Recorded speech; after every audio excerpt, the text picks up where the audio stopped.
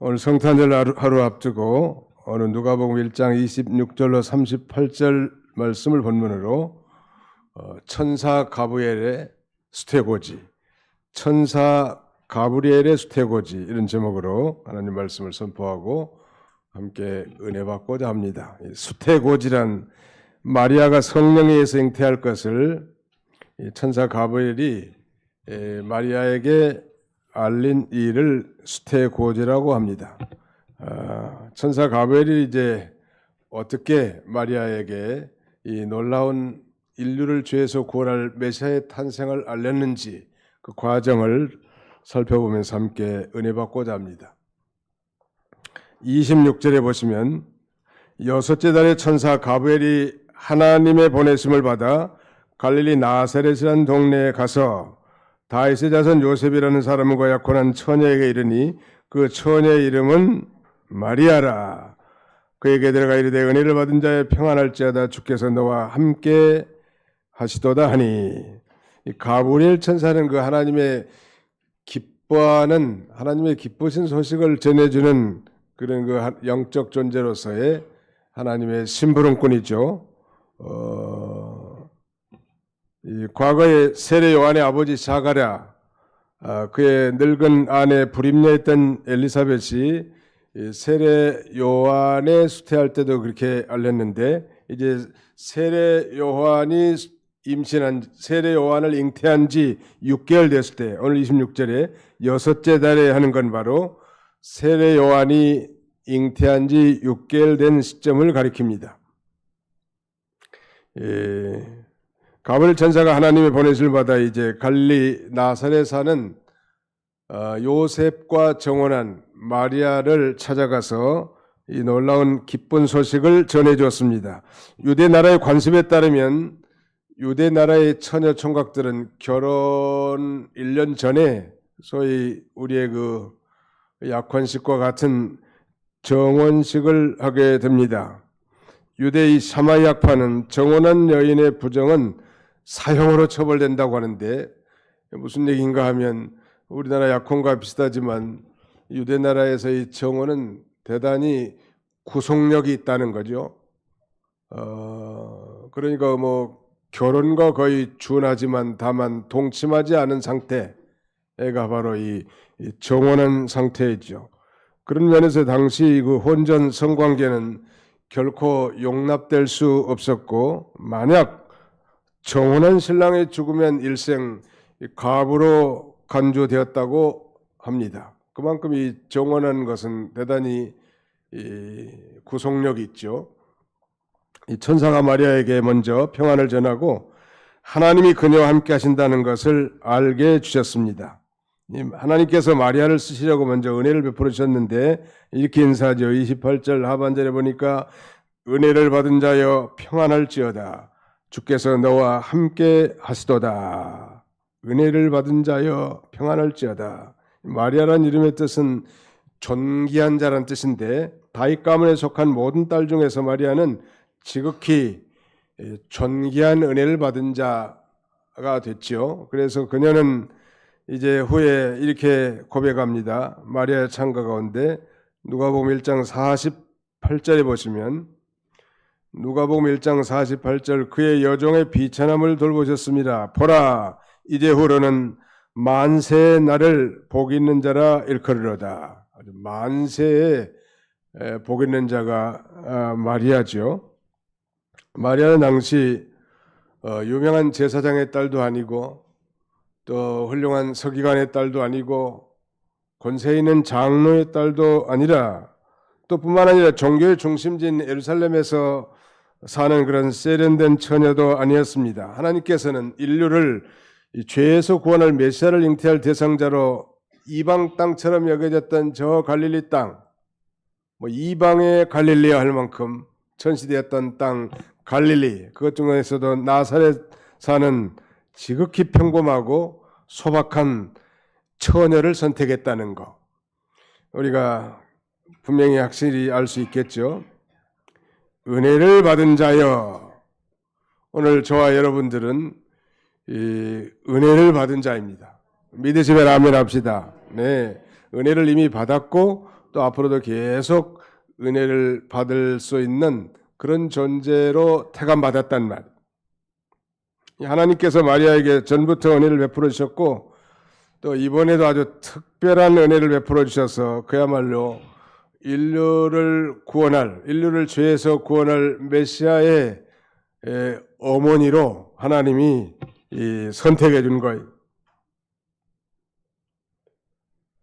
아마 하나님께서는 온 땅을 다 샅샅이 두루 다 살펴보시고 도대체 인간을 구원할 메시아를 잉태할 그 메시아의 어머니로 누구를 선택할까 다 보시고 하나님께서 하나님 임의로 무조건적으로 이렇게 마리아를 선택한 것입니다. 마리아가 순결하고 진실한 또 순종하는 그런 믿음의 사람인 것은 분명하지만 그것이 그의 선택의 전제 조건은 결코 아니죠. 하나님의 선택하시면은 무조건적이, 소위 우리 캘비니즘을 믿는 사람들은 무조건적 선택, 소위 unconditional election을 믿습니다. 하나님이 오늘 저와 여러분들을 창세 전에 그리스도 안에서 무조건적으로 선택해 주신 거예요. 사랑의 대상자로. 그래서 때가 되면 성령께서 이 놀라운 복음이 믿어지게 하시고 성령으로 말미암아 거듭나서 하나님을 아버지라 부르고 그 다음에는 영광스러운 하나님의 자녀로 살게 하면서 하나님께 영광을 돌릴 존재로 우리를 선택해 놓으셨을 뿐만 아니라 장차 저 영원한 하늘 기업, 천국 기업의 상속자로 우리를 삼아 놓으신 것입니다. 우리가 감사할 수 있는 건 우리의 선행이나 공로나 능력이나 기타 어떤 행위로 말미암아 우리가 선택받은 것이 아니고 하나님의 사랑의 대상자로 무조건적으로 선택된 것에 대해서 우리가 감사할 충분한 이유가 되는 거예요. 하나님 아버지 감사합니다. 나 같은 죄인을 조건 없이 선택해 주시고 예수를 믿어 구원받게 하셨을 뿐만 아니라 오늘날로 하나님의 자녀로 살아갈 수 있도록 인도해 주심을 진심으로 감사합니다. 이런 고백이 우리 입술을 통해서 그런 마음의 고백이 나오는 것은 지극히 당연한 일일 것입니다. 하나님께서 메시아를 잉태할 어머니로 온 땅을 두루 살펴보시고 수많은 처녀 중에서 마리아를 선택해서 특별한 은혜를 베풀어 주셨다는 것. 이제 그 천사가 마리아에게 수태고지를 알리고 그 마리아가 수태고지를 받는 내용 29절 이하에 나오는데요. 29절부터 33절까지 한번 같이 읽어보겠습니다. 29절로 33절 시작. 처녀가 그 말을 듣고 놀라 이런 인사가 어찜함인가 생각하며 천사가 이르되 마리아여 무서워하지 말라. 내가 하나님께 은혜를 입었느니라. 보라 내가 잉태하여 아들을 낳으리니 그 이름을 예수라 하라. 그가 큰 자가 되고 지극히 높으신 이의 아들이라 일컬어질 것이요 주 하나님께서 그 조상 다윗의 왕위를 그에게 주시리니 영원히 야곱의 집을 다스릴 것이며 그 나라가 무궁하리라. 아멘. 마리아가 이 가브리엘 천사로부터 잉태 예고를 듣고 얼마나 무서웠겠는가. 갑자기 천사가 나타나서 인사를 한 것도 두려울 일이지만 내가 잉태하여 아들을 낳으리니 그 이름을 예수라 하라. 이거야말로 대단한 충격적인 일 아니겠습니까? 아니 한번 상상해 보십시오. 시집도 가지 않았고 정혼한 남편, 정혼한 요셉과 동침하지도 않았는데 그것도 약혼한 남자까지 있는데 이 자신이 잉태해서 아들을 낳을 것이라고 하니까 얼마나 황당하겠단 말이에요. 바로 그때 이 가브리엘 천사가 마리아를 안심시키면서 마리아여 무서워하지 말라. 30절에 내가 하나님께 은혜를 입었느니라. 내가 하나님께 은혜를 받았기 때문에 무서워하지 말라는 것. 그러면서 이제 수태고지를 하는 거예요. 보라 내가 잉태하여 아들을 낳으리니 그 이름을 예수라 하라. 즉 마리아를 통해서 그리스도가 나실 것을 예고한 거죠. 그리고 그 이름을 예수라 하라라고 말합니다. 예수라는 이름의 뜻은 구원자라는 뜻입니다. 마태복음 1장 21절에 아들 낳으리니 그 이름을 예수라 하라. 이는 자기 백성을 그들의 죄에서 구원할 자심이라. 예수란 이름의 뜻은 구원자란 뜻이고, 구원자라는 것은 바로 이 죄에서 우리를 구원할 자라는 것. 우리가 죄를 많이 지어서 죄인이 결코 아니라 아담의 후손으로 태어난 모든 인류는 다 그 원죄가 있단 말이에요. 또 자신이 지은 자범죄가 있고, 근데 그 죄라고 하는 것은 우리 인류로 하여금 불행과 그 말하자면 비천함, 이 불행과 비천함의 근본적인 원인이 바로 죄란 말이에요. 죄의 결과는 사망 아닙니까? 그러므로 이 죄 문제 해결이야말로 인류 최대 문제라고 할 수 있고, 아니 인간 한 개인으로 본다면 인간의 행복의 최대 문제, 행복의 최대 걸림돌, 바로 그 죄의 문제이기 때문에 죄의 문제가 해결된 자가 복이 있는 자고 은혜를 받은 자고 정말로 하나님의 택함 받은 그런 존재란 말이에요. 그런 면에서 우리 그리스도인들에게 있어서 이 속죄 신앙이라는 것은 아주 대단히 중요합니다. 오래 예수를 믿고 교회에 나왔고 봉사를 했다 할지라도 정말 저 십자가에 달린 예수 그리스도가 나를 위해서 죽어주신 이 대속주라는 사실이 확실히 깨달아지거나 믿어지지 않는다면 심각한 문제가 있는 것입니다. 오늘 2000년 전에 이 땅에 태어나신 예수님, 바로 우리 인생의 행복을 위하여 그 죄의 문제를 해결해 주기 위해서 이 땅에 처녀의 몸을 입고 이 땅에 강탄하신 것입니다. 예수님은 도대체 어떤 분이신가 구체적으로 설명합니다. 32절에 그가 큰 자가 되고 지극히 높으신 이의 아들이라 일컬어질 것이요 하나님께서 그 조상 다윗의 왕위를 그에게 주리니 영원히 야곱의 집을 왕으로 다스릴 것이며 그 나라가 무궁하리라. 바로 예수 그리스도는 이 그 조상 다윗의 왕위를 이어받을 진정한 계승자이죠. 우리는 사무엘하 7장을 소위 다윗 언약의 핵심장이라고 말하는데, 그 언약의 핵심 내용은 다윗의 왕위가 영원히 견고하리라는 거예요. 소위 다윗의 왕조가 영원히 견고하리라 했지만 유다 나라의 멸망은 주전 586년에 저 바벨로니아에 의해서 멸망당합니다. 그러면 하나님의 말씀이 거짓말이고 잘못된 것인가? 아니죠.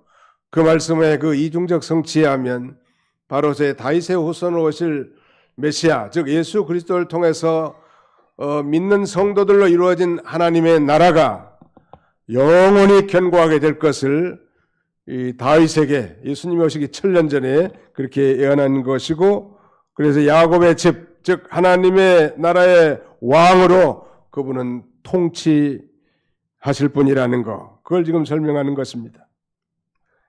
그리고 이제 34절로 38절까지 내용은 이제 이 거룩한 이가 성령으로 잉태할 것을 알립니다.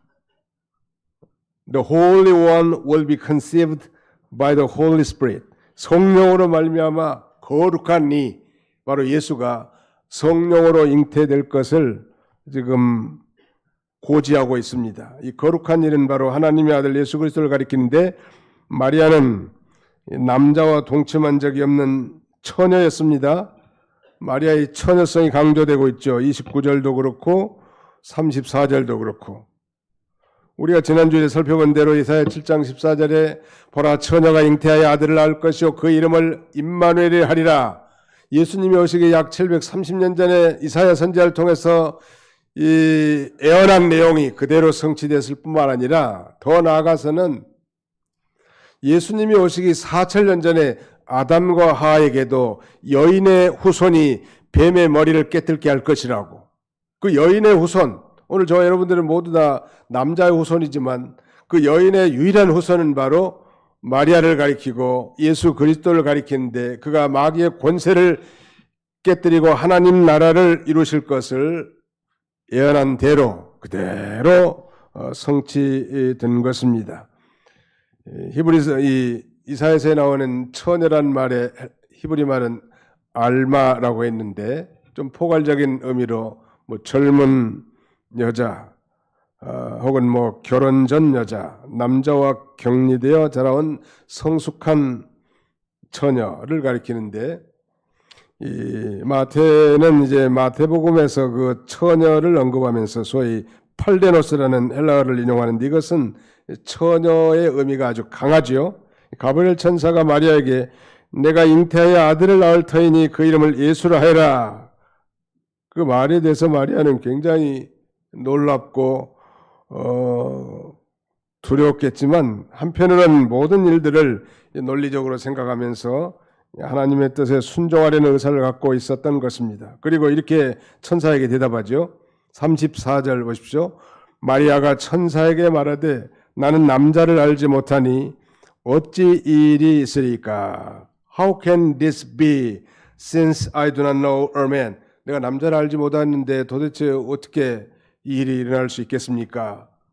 남자를 알지 못한다는 이 알다는 의미는 우리가 늘 강조해서 전합니다만 히브리 말로는 야다라고 합니다. 이 야다란 말은 경험적, 체험적인 그런 지식을 가리킨데 헬라어에서도 동일하게 기노스코라는 단어를 씁니다.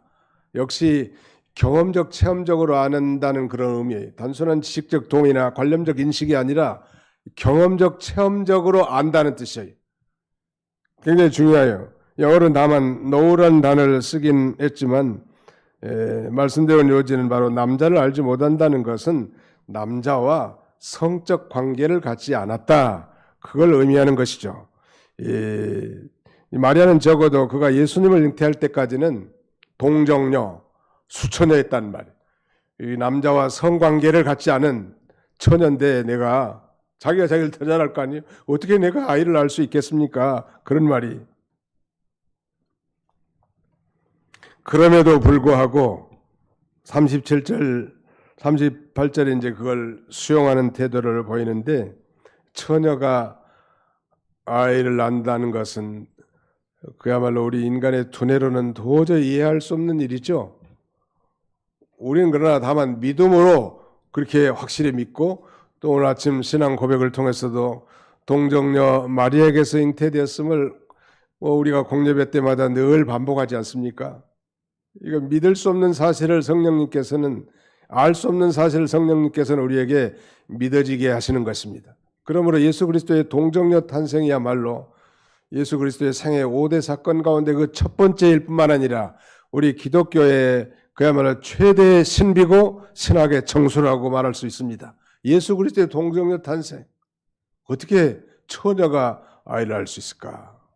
저는 이 말씀을 준비하면서 이런 생각을 해봤습니다.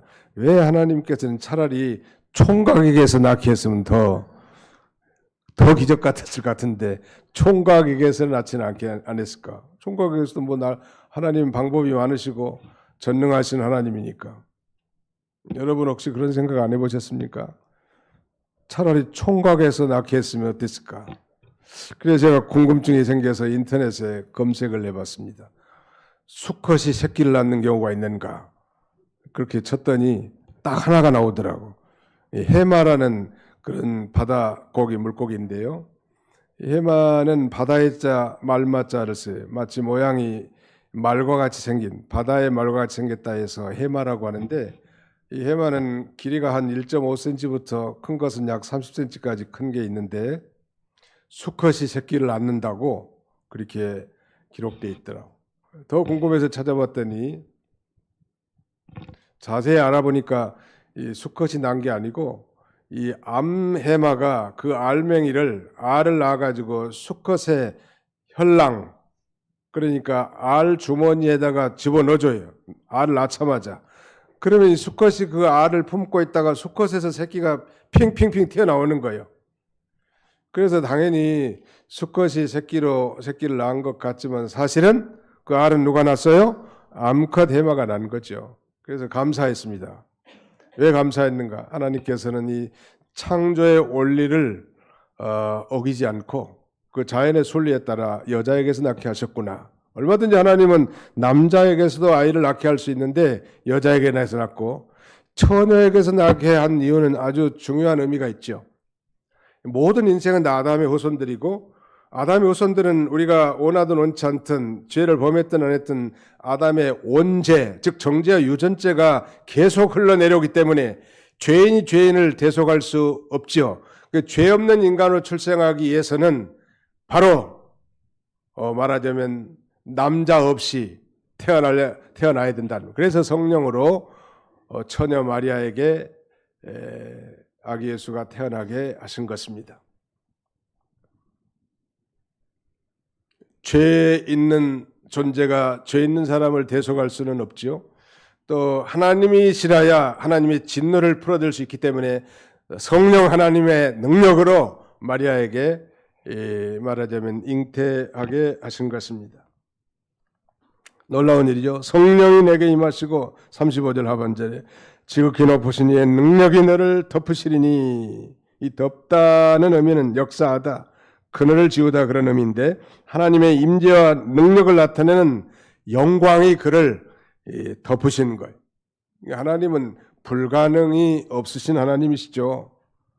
그러므로 예수님은 신성과 인성을 가지신 완전한 하나님이시며 완전한 사람이 되신 것입니다. 우리의 또 대속주가 되시고, 가브리엘 천사는 두려워하면서 의아해하는 마리아에게 잘 또 위로의 설명을 더합니다. 여기 36절에 보라, 내 친족 엘리사벳도 늙어서 아들을 배었느니라. 본래 임신하지 못한다고 알려진 이가 이미 6달이 되었나니. 사가랴의 부인 엘리사벳도 늙어서 경수가 끊어졌어요. 맨스가 끊어졌다. 그래서 소위 성녀가 된 자이지만 하나님께서 거기도 놀라운 기적을 베풀어 메시아, 즉 예수 그리스도를 소개할 선구자로 태어나기 위해서 이 엘리사벳의 태를 열어 그 노인의 몸에서 아이를 출산하게 한 거예요. 우리는 과거 이 창세기를 통해서도 아브람 나이 99세, 이 말하면 100세에 그는 아들 이삭을 낳게 했고, 사라의 나이 90세에 아들을 낳았죠. 그 이름이 이삭이. 하나님은 불가능이 없어요. 한번 답시다. 우리 하나님은 전능하십니다. 전능하시다는 건 Almighty God, 모든 것을 하실 수 있다. 우리 인간은 어떤 일을 열심히 추진하다가도 벽에 부딪히는 일들이 많고, 정말 인간의 이 한계의 상황을 직면할 때가 얼마나 많지 않습니까? 그러나 우리 하나님은 막힌 것도 뚫을 수 있는 하나님, 인간 막장에서도 하나님은 새롭게 길을 여시는 전능하신 주님, 인간은 정말 더 이상 할 수 없다고 포기하고 절망하는 순간에 우리 하나님을 의지하고 하나님을 가까이 하는 그 심령들에게 놀라운 기적을 베풀어서 그 길을 여시는 전능하신 우리 하나님이십니다. 이런 하나님을 믿고 우리가 용기 백배에서 나가는 저와 여러분들이 다 되시기를 주님의 이름으로 축원합니다. 내 친족 엘리사벳도 늙어서 아들을 배었느니라. 본래 임신하지 못한다고 알려진 이가 이미 6달이 되었나니 대저 하나님의 모든 말씀은 능하지 못하심이 없느니라. 마리아가 이르되 주여, 주의 여종이오니 말씀대로 내게 이루어지이다 하매 천사가 떠나가니라.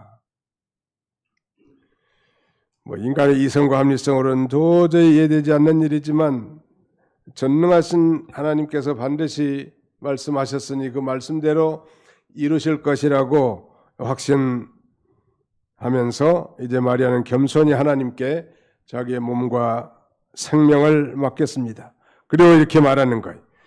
마리아가 이르되 주의 여종이오니, 자 우리 한번 따라합시다. 주의 여종이오니 말씀대로 내게 이루어지이다. 바른 성경 번역본에는 나는 주님의 여종입니다, 주님의 말씀대로 내게 이루어지기를 바랍니다, 이렇게 구체적으로 번역하고 있습니다. 종이란 말을 헬라 말로는 눌로스라고 합니다. 그런데 여기서는 그보다 훨씬 천한 계집종, 여종, 이 둘레를 사용하고 있는데, 이건 당시 약혼한 처녀가 잉태하면 돌로 쳐 죽임을 당하는 소위 돌 처형을 당할 수밖에 없는 그런 환경이란 말이에요. 그럼에도 불구하고 그 모든 것을 다 감수하고 주의 여종이오니 말씀대로 이루어지기를 바란다고 이렇게 말하는 건 그야말로 이 마리아의 사생적 결단이라고 할 수 있겠죠. 마리아가 처음 가브리엘 천사에게 수태고지를 들었을 때는 그야말로 놀랍고 두려운 일이고 의안이 벙벙하고 정말 이성과 합리성으로는 도저히 이해할 수 없는 이 일이었지만 무소불능하신 하나님의 권능을 믿는 믿음이 있었기 때문에 이제 마리아가 하나님 앞에 순복한 것입니다. 임신한 사실이 밝혀질 경우에 미치게 될 고난과 핍박은 전혀 아랑곳하지 않고 그녀는 하나님의 그 위대한 구원 역사에 믿음을 바라보고 거기에 참여하기 위해서 순종하는 거예요. 주의 여정연이 말씀대로 내게 이루어지이다. 다시 한번 따라합시다. 주의 여정연이 말씀대로 내게 이루어지이다. 예, 천사의 마지막 말이 마리아의 심령에 새겨진 것입니다. 그 말씀이 처녀 마리아 속에 살아 움직인 것이죠. 하나님이 일을 시작했다면 하나님이 일을 이루실 것이다. 뭐 여러 가지 생각하고 계산하고 수판을 넣는다면 할 수 없는 일 아니에요. 당장 정혼한 요셉에게 얼마나 오해를 받겠냐는 말이에요. 우리가 뭐 시간이 없어서 살펴볼 수는 없지만 그 요셉도 참 믿음이 좋은 다윗의 후손이죠. 자기가 정혼한 여인을 자기는 정말 순결하고 청순한 그런 처녀로 알고 정혼까지 했는데 임신했다고 한단 말이에요. 보통 남자들 같으면 뒤집어졌을 것 같은데 요셉은 그 일을 듣고 가만히 생각하면서 이제 가만히 끊고자 그런 마음을 왔습니다. 어떻게 뭐 임신했으니 같이 결혼할 수는 없잖아요. 가만히 끊고자 이렇게 기가 막힌 일이지만 기도하는 그런 가운데 그때 가브리엘 천사가 나타나서 요셉에게 그렇게 고지합니다. 다윗의 자손 요셉아, 내 아내 데려오기를 두려워 말라.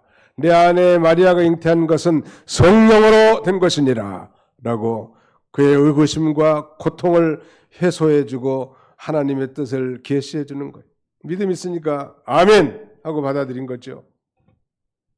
그래서 뭐 서두에 제가 하나님의 선택하시면은 후회함이 없고 하나님의 선택하시면은 무조건적이라고 말씀을 드렸습니다만 선택하고 보니 그럴만하구나 이런 생각은 우리가 충분히 가질 수 있잖아요.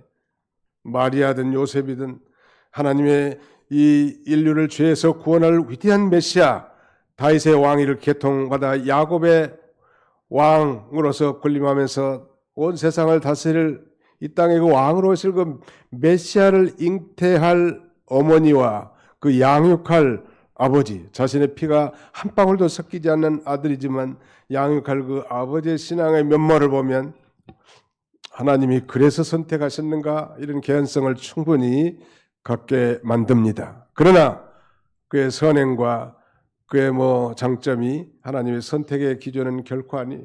우리가 여기서 감사할 수 있는 것은 우리 같이 부족하고 허물이 많은 죄 많은 인생을 하나님께서 창세 전에 그리스도 안에 선택해 주셨고 때가 되매 성령으로 말미암아 예수가 그리스도로 믿어지는 놀라운 그 은혜에 참여하고 은혜를 받게 하셨다는 것은 참으로 우리가 이 성탄뿐만 아니라 어느 때든지 늘 감사의 조건이 된다는 것. 믿으시면 아멘 합시다. 우리가 늘 감사하는 것. 특별히 성탄절은 이런 이 구주 탄생에 대한 감격을 다 잃어버리고 그 다음에는 세상에 정말 마음을 다 빼앗기고 살던 우리들로 하여금 다시 한번 우리의 심령을 상기시켜서 정말 우리를 얼마나 하나님이 사랑하셨는지 그 어떻게 보면 하나님의 사랑의 결정체가 바로 예수님 아니에요. 그래서 우리가 잘 아는 요한복음 3장 16절에 하나님이 세상을 이처럼 사랑하사 독생자를 주셨으니 이는 자를 그를 믿는 자마다 멸망하지 않고 영생을 얻게 하려 하심이니라. 예수 그리스도의 어린 아기로의 탄생, 예수 그리스도 이 땅에서의 탄생은 바로 하나님의 사랑의 결정체. 우리를 너무너무 사랑하셔서 죄로 말미암아 멸망당하지 않게 하시고 믿어 구원 얻어 영생을 얻게 하시려고 아기 예수를 이 땅에 보내주신 것입니다. 사랑하는 성도 여러분, 우리가 성탄절 하루 앞두고 우리도 마리아처럼 택함받은 자요, 마리아처럼 은혜를 받은 자요, 그러므로 처녀 마리아처럼 하나님을 믿고 이제 순종한 자들이 되어야 합니다.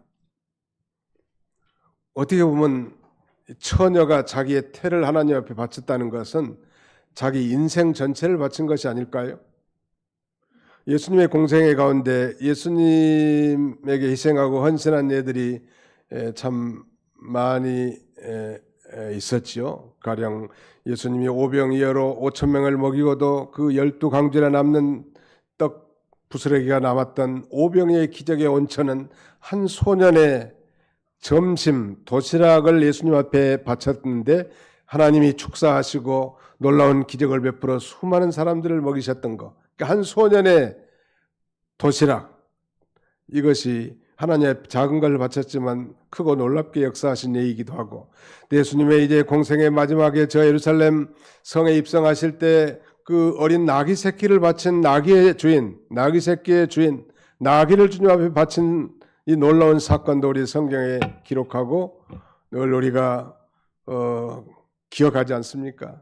뿐만 아니죠. 예수님의 장례를 앞두고 이제 이 베다니 마리아가 일생 모은 자신의 전 재산인 한 옥합의 향유를 예수님 머리에 기름 부음으로 그의 장례를 예비한 이 놀라운 사건, 대단히 헌신적이고 희생적인 그들의 결단이었지만, 그러나 그 무엇보다도 자신의 태를 인류를 죄에서 구원할 메시아를 잉태하게 하시기 위해서 바친 이 마리아의 헌신이야말로 오늘 우리 모든 성도들의 귀감이 된다 할 수 있고, 정말 우리가 이제 다만 예수를 믿고 구원받아서 천당 가니까 좋다는 그런 정도가 아니라 은혜를 이미 받았고 앞으로도 은혜를 받아 정말 하나님 나라에 존귀하게 쓰임받고 이제는 이 정말 초보적인 그런 신앙을 좀 건너뛰어서 성숙한 그리스도인으로서 주와 복음과 하나님의 나라를 위해서 영광스러운 희생과 헌신의 삶을 통하여 하나님의 일이 이루어지게 하는 일이 우리의 과제고 숙제고, 이 성탄절을 우리가 다시 한번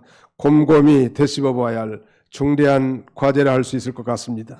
사랑하는 성도 여러분, 우리는 은혜를 입은 자고 무조건적으로 선택을 받아 존귀한 자가 다 된 마리아 같은 존재들인데, 이 마지막 시대 이 구주 탄생에 대해서 기뻐하고 감사할 뿐만 아니라 우리도 마리아처럼 정말 하나님의 나라와 영광을 위해서 희생하고 헌신에 결단하는 그런 저와 여러분들이 다 되시기를 주님의 이름으로 축원합니다. 기도하겠습니다. 기도합시다. 우리 하나님 아버지께서 금년에도 변함없이 우리에게 성탄절을 예비해 주시고 성탄과 관련된 이 대림절 4주간 동안 우리 구주 탄생과 장차 다시 오실 예수 그리스도의 재림을 곰곰이 생각하면서 하나님의 말씀을 되돌아보게 하신 것 참으로 감사없고 감사를 드립니다. 오늘 특별히 천사 가브리엘이 마리아에게 수태고지를 아뢰고 그것을 수태고지를 받은 마리아의 태도와 그의 신앙과 순종과 희생의 면모를 통하여 우리 자신들의 믿음 없음과 연약함을 다시 한번 일깨우시고 정말 성숙한 믿음의 길로 걸어가도록 우리를 권고하신 우리 아버지 하나님의 놀라운 은혜와 사랑을 진심으로 감사하고 감사를 드립니다. 자비로우신 아버지, 내일은 우리 예수님이 이 땅에 강탄하신 성탄절입니다. 이 성탄절 전날 성탄절 이브에 우리가 정말 찬송으로도 하나님 앞에 영광을 돌리고자 하오니 우리가 정말 오늘 종일토록 마음과 뜻을 온전히 기울여 기쁨과 감사함으로 영광의 메시아를 찬양하며 하나님 앞에 감사 찬양하는 복된 하루가 되도록 인도해 주시고 이 성탄의 기쁨, 구원의 감격이 우리의 일생을 이끌어가는 온동력이 되는 복된 절기가 되도록 우리 하나님이 축복해 주시옵소서. 예수님의 이름으로 기도하옵나이다. 아멘.